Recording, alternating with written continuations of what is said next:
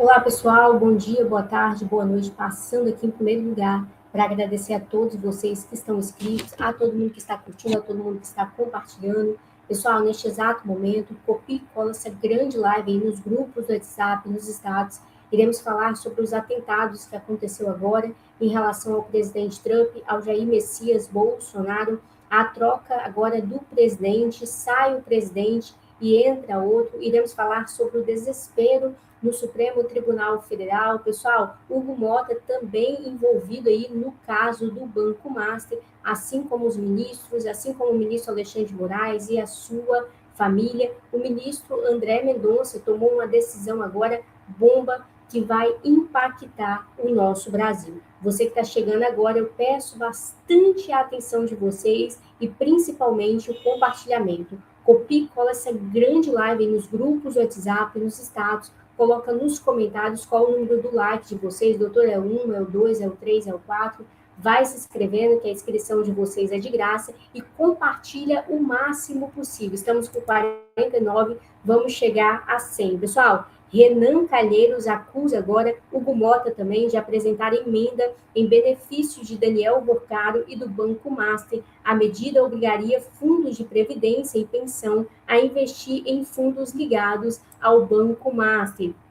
Há poucos segundos atrás, Banco de Edir Macedo passa a carteira pobre a fundos e esconde prejuízos de centenas de milhões de reais também, ao vivo no nosso canal. Pessoal, a manifestação agora nas ruas, protestam contra várias coisas ilegais aí no país, iremos trazer todos os detalhes agora ao vivo.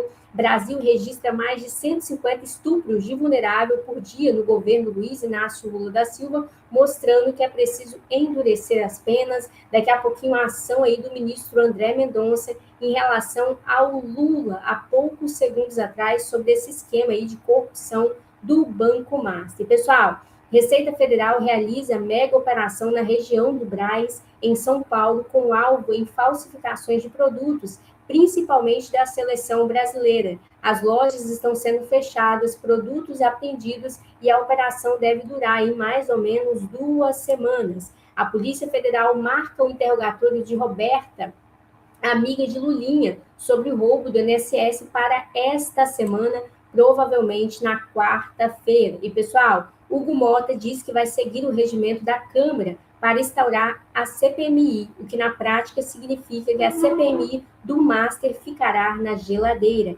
Isso porque o regimento determina respeito a uma fila, e até o momento há ao menos 15 pedidos aí de CPMI na frente do caso do Banco Master. Pessoal, iremos falar agora também sobre a troca do presidente, a todo mundo que está aqui presente. Peço bastante atenção de vocês, coloca aí nos comentários qual o número do like de vocês, doutor, é o 1, é o 2, é o 3, é o 4. Compartilhe o máximo possível essa live aí, coloca nos comentários se vocês estão me assistindo aqui pela primeira vez, pela segunda, pela terceira. Vamos por partes. Lembrando também que a ministra Carmen Lúcia, tudo indica aí que vai sair também do Supremo Tribunal Federal a pedido da sua família. Vamos por partes. Pessoal, agora a troca aí de presidente. Olha as informações diretamente de Brasília. Está aqui a imagem de Joaquim Barbosa, ex-ministro do Supremo Tribunal Federal, atuou como relator do processo do Mensalão, tem 71 anos, e é sim, como disse a Mônica, novidade na campanha, novidade nessa pré-campanha, junto com confusão, porque ele foi aí escolhido. Eu conversei com João Caldas, que é o presidente do Democrata Cristão que é conhecido, você vai lembrar, de campanhas presidenciais, assinante, por lançar 6 vezes seguida José Maria Imael, do jingle lá, daquela musiquinha que fica no nosso ouvido toda a campanha. E agora optou por não ter Imael, não está mais no controle do partido, agora é João Caldas, ex-deputado federal das Alagoas. Eu conversei com João Caldas, ele falou o seguinte, que Joaquim Barbosa é o pré-candidato e é a aposta do partido, porque, segundo João Caldas, foi dada uma oportunidade para Aldo Rebelo, também alagoano, mas nas pesquisas ele acabou não pontuando. Palavras de João Caldas para mim, ele falou, foi ignorado nas pesquisas, então, diferente de Joaquim Barbosa, que tem, pelas pesquisas do próprio partido, ele até citou pesquisas qualitativas, alguns outros levantamentos, teria um potencial aí para ser algo, para provocar algo nessa pré-campanha ou nessa campanha, Mônica. Lembrando, Democrata Cristão, um partido pequeno. Sim. Eu falo disso não para compará-lo com outros, mas a gente sabe que campanha presidencial custa e não custa pouco. Tem toda uma questão para você se viabilizar como nome, além do tempo, você colocar seu nome testado, aparecer nas pesquisas, você poder participar de uma série de atividades, rodar o Brasil, que você sabe que não é um país... Não, e Joaquim Barbosa, é um país exatamente pequeno, né? Joaquim Barbosa é muito famoso para nós, agora já faz 14 anos, 13 anos, 14 anos que ele julgou o Mensalão, que ele foi o relator, né, do Mensalão, presidente do Supremo, né? Analistas políticos, observadores, quem conhece pesquisa campanha, diz que Joaquim Barbosa, a chance dele realmente movimentar a campanha seria em 2018.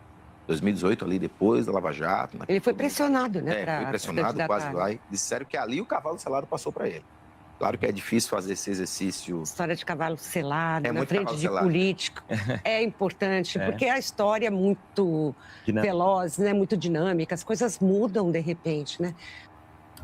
Pessoal, vamos subir, estamos com 37, vai compartilhando, copie e cola essa grande live aí nos grupos do WhatsApp, nos status, coloca aí nos comentários qual o número do like de vocês, se é o 1, se é o 2, se é o 3, se é o 4, e vai dando like. Pessoal, encerra hoje o prazo que o ministro Alexandre de Moraes deu para o governo e o Congresso se manifestarem sobre a nova lei da dosimetria. Lembrando que a gente entrou em contato com o Eduardo Bolsonaro, diretamente dos Estados Unidos, e ele descreveu que o Flávio Bolsonaro não irá desistir das eleições aí no nosso Brasil, mas estamos acompanhando em tempo real as informações diretamente de Brasília, pessoal. Compartilhe o máximo possível que a informação aconteceu. Estamos aqui ao vivo trazendo para vocês. Da lei da dosimetria, né?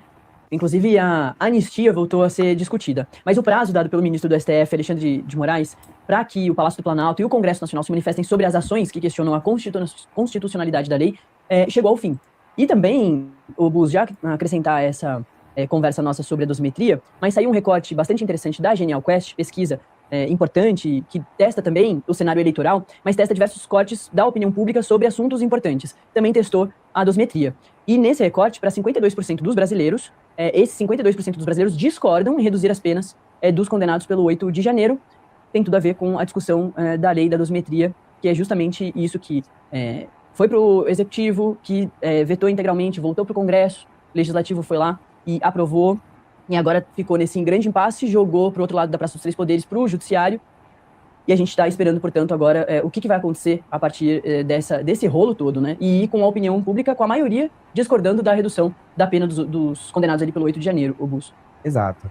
Na semana passada a gente conversou aqui no Metrópolis com o Paulinho da Força, né, que foi relator na Câmara. Ele já tinha sinalizado pra gente que deveria ser resolvida essa questão até o final de maio. E ele reforçou isso na quinta-feira, salvo engano, depois de ter encontrado o ministro relator desse caso, o Alexandre de Moraes, né, eles fizeram ali um encontro, e reforçou que esse calendário está mantido, ou seja, haverá uma resolução, se não nesta semana, na próxima, também sobre essa situação, porque uma coisa que se tem em avaliação, Nath, dentro da cúpula do Congresso, é que essa página precisa ser virada, inclusive para aprovar a escala 6x1, porque, por exemplo, a gente fica nesse tema, então a oposição, por exemplo, gasta todos os seus cartuchos em resolver essa questão. Isso prejudica o andamento de outras pautas, como a própria 6x1. Então, o Congresso quer muito que isso seja uma página virada, inclusive no Supremo Tribunal Federal, para que possam se concentrar em outras pautas, e a 6x1 é uma delas. Então, o que se tem é uma expectativa muito grande ali dentro do Congresso de que essa situação seja...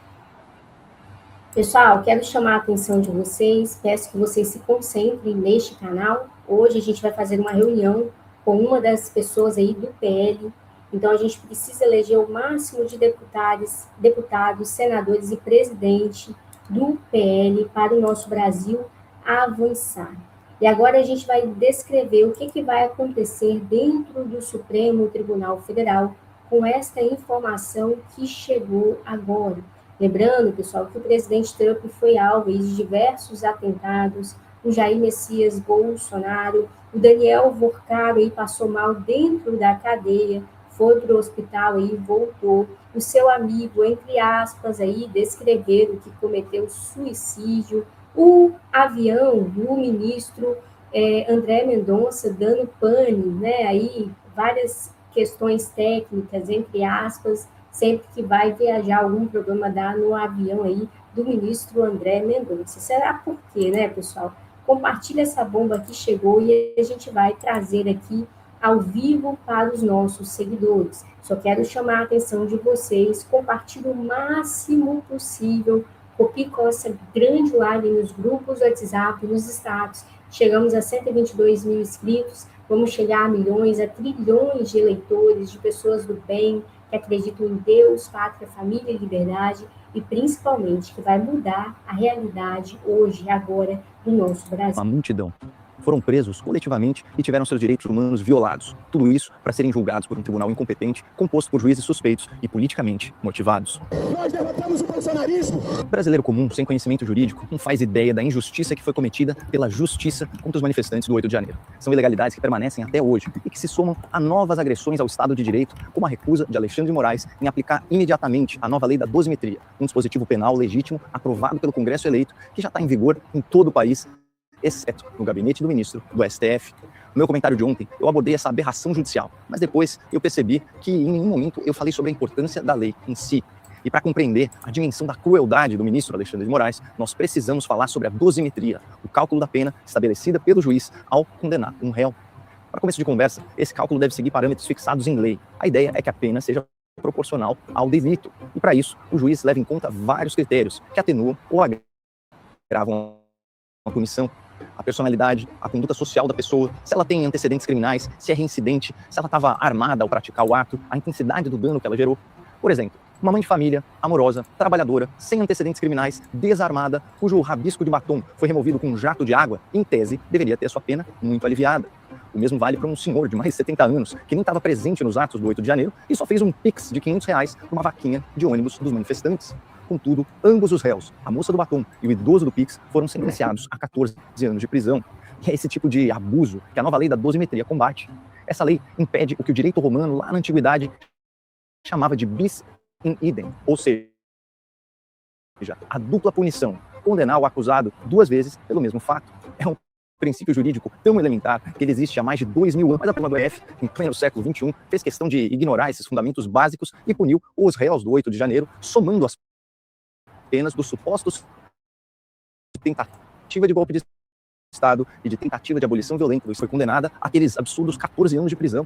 Perdeu Mané, a famosa pichação na estátua da justiça, rendeu a Débora uma pena de 1 ano por dano qualificado e deterioração de patrimônio público. Mas a soma das penas por tentativa de golpe e abolição do Estado de Direito totalizou 12 anos. Para deixar a coisa ainda mais absurda, Débora também foi condenada a mais de 1 ano de prisão por associação criminosa armada, embora ela só tenha empunhado um batom. O fato é que essa moça trabalhadora, mãe de família, sem antecedentes criminais, ficou presa na cadeia, sem julgamento, por quase 2 anos, ilegalmente afastada dos filhos menores, para depois ser condenada a 14 anos de prisão, que agora, ainda bem, ela cumpre em regime domiciliar. Isso é mais do que uma Paulo escreveu um editorial intitulado "Isso não é justiça". Aspas para o texto. Para qualquer pessoa minimamente sensata, imbuída de boa fé e, sobretudo, senso de justiça, uma pena tão draconiana como a imposta à ré pelo ministro Alexandre de Moraes não passa nem sequer por razoável, que dirá por justa. Importante destacar que as punições do 8 de janeiro eram tão descabidas que o próprio presidente do STF, à época, Luiz Roberto Barroso, se dizia favorável à redução da pena, por considerar abolição e golpe como um só crime, a partir de condutas sobrepostas, um princípio básico do direito penal conhecido como consunção, quando um crime mais grave, ou um crime final, absorve o crime mais leve, ou o crime meio. Mas voltando para a lei da dosimetria, aprovada pelo Congresso, é importante repesar que ela apenas reforça princípios de direito milenares que já deveriam ter sido aplicados desde o começo, no caso do 8 de janeiro. Como esse princípio foi deliberadamente violado pela primeira turma do Supremo, as penas se tornaram abusivas. A imprensa protestou, a sociedade se indignou, o Congresso reagiu e, ainda assim, Alexandre de Moraes continua ignorando a lei. Mas por quanto tempo? Só depende de nós. O Joseval Santana dos Santos, chegando agora, todo mundo que está aqui presente. Copie essa grande live dos grupos do WhatsApp, nos status, compartilha, pessoal. Vamos chegar aí a mais ou menos 123 mil inscritos neste canal, com base na inscrição de vocês, que é de graça, e no compartilhamento. Pessoal, uma treta grande agora, incluindo os ministros do Supremo Tribunal Federal. Iremos diretamente de Brasília apurar estas informações em tempo real. Estamos aqui em tempo real. Vamos que vamos aí para as informações. Marcou para essa semana o julgamento de 2 processos que estavam parados na Corte. Isso acontece depois de críticas sobre a gestão dele na presidência do Supremo Tribunal Federal. Críticas que vieram do decano da Suprema Corte, ministro Gilmar Mendes. O que está acontecendo por lá, hein, Theo? Bom, há um desgaste interno no Supremo que vem desde o ano passado e se acentuando a cada mês que passa na gestão do Luiz Edson Fachin. Ele assumiu a presidência do Supremo e há ali um descontentamento de uma ala do STF, uma ala da qual faz parte o ministro Gilmar Mendes, com a forma como o Fachin vem conduzindo os trabalhos no Supremo Tribunal Federal. A avaliação dessa ala é de que o presidente do Supremo tem tomado decisões e se pronunciado de uma forma que ele mais expõe os colegas do que blinda. E em que situações? No que diz respeito ao caso do Banco Master, primeiro houve uma menção ao Dias Toffoli, depois uma implicação do ministro Alexandre de Moraes, e no meio desse caminho os ministros defendiam e pregavam que o presidente do Supremo defendesse eles de maneira pública, algo que não aconteceu como eles esperavam, e que isso acabou expondo os ministros mais do que defendendo os colegas lá no Supremo. No meio do caminho, no meio desse desgaste que vem sendo visto internamente lá no Supremo, Gilmar Mendes, na semana passada, mandou uma mensagem a Fachin com uma lista de processos que o Fachin paralisou, seja por pedido de destaque ou por pedido de vista, em especial pedidos de destaque no plenário virtual, que fizeram com que os julgamentos fossem paralisados e tivessem de recomeçar do zero, e não marcando o retorno desses julgamentos e a retomada desses julgamentos. Aí o Gilmar Mendes mandou uma mensagem dizendo, olha, parece um filibuster. Filibuster é uma expressão, é uma estratégia, uma tática usada no Senado dos Estados Unidos para paralisar, para obstruir a pauta de votações no Senado. Ou seja, com uma crítica direta à atuação do ministro Edson Fachin, dizendo, olha, o não julgamento de ações relevantes tem se tornado uma marca da sua gestão. Então, acentuou muito a crise no Supremo Tribunal Federal. Logo depois dessa mensagem enviada pelo Gilmar Mendes no WhatsApp ao ministro Edson Fachin, o Fachin marcou o julgamento de 2 ações. Na quarta-feira, daqui 2 dias, no plenário do Supremo. De todos os processos listados pelo Gilmar Mendes na mensagem que ele encaminhou a Fachin, Fachin escolheu 2 processos, 2 ações que estavam paradas. Uma que dizia respeito ao projeto do Ferrogrão e outra que diz respeito à gratuidade na Justiça do Trabalho. Tudo isso em meio a uma relação que vem sendo conflituosa internamente. Fazem parte dessa ala que tem criticado a gestão do Fachin no que diz respeito à condução da corte sobre o caso Master, o ministro Alexandre de Moraes, o ministro Flávio Dino, tanto que a gente trouxe há algumas semanas um bastidor de uma reunião que eles tiveram em março, em que Gilmar Mendes pede para conversar com o Fachin, mas depois aparecem Cristiano Zanin, Alexandre de Moraes e Flávio Dino, e eles criticam ali um pouco da gestão do Edson Fachin, a condução da corte diante do caso Master, e o foco disso tudo é o Código de Ética, porque eles são críticos pela forma como ele apresentou o Código de Ética no momento de crise e de desgaste externo do Supremo Tribunal Federal. É importante a gente olhar para esse fato que seria a origem pública desse atrito entre os ministros. Está muito clara essa divisão, esse racha interno na Suprema Corte com uma... É confusão para mais de metro. Pessoal, vocês que estão chegando aqui, coloca aí nos comentários quem está desde o início. Quero pedir a participação de vocês nas eleições este ano. Quem iremos eleger? Quem será os nossos deputados, os nossos senadores? Pessoal, CCJ da Câmara deve votar a redução da maioridade penal nesta semana. É um tema que é debatido pelo deputado Nicolas e também pelo Flávio Bolsonaro. Pessoal, todo mundo que está aqui, iremos no Congresso, quebra-pau aí envolvendo Hugo Mota para a gente poder fechar a nossa live. O presidente... Pessoal, a 13ª reunião. Há uma outra emenda, desta vez aprovada, que foi proposta pelo presidente da Câmara dos Deputados para obrigar que fundos de previdência e fundos de pensão aportassem percentualmente dinheiro desses fundos no Banco Master. No Banco Master. Esse fato é mais grave do que o fato da semana passada, porque essa emenda foi aprovada e foi sancionada.